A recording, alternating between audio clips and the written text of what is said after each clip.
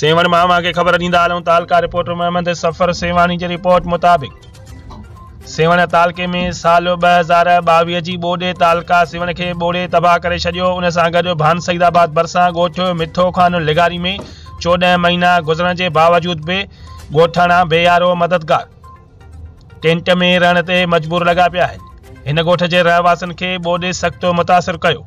ॻोठ जी मुकमल आबादी मुतासिर थी।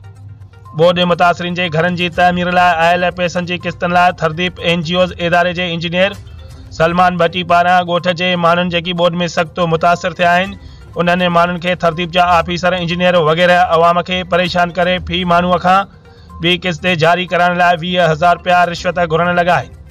जंहिं ख़िलाफ़ महमद मिठल लिगारी, महरान लिगारी, मंज़ूर लिगारी, हाजी खान ऐं ॿियनि मुतासिरीन ॻोठाणनि पंहिंजे ॻोठ जूं औरतूं ॿार ॾांहुं वठी एहतजाजी मुज़ाहिरो कयो ऐं मीडिया सां ॻाल्हाईंदे चयो त असांखे साल 2022 जी ॿोॾ तबाह ऐं बर्बाद करे छॾियो।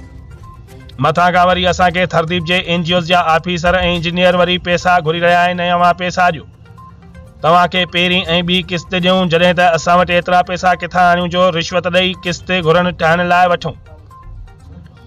असां ग़रीब माण्हू आसमान हेठां वेठा आहियूं।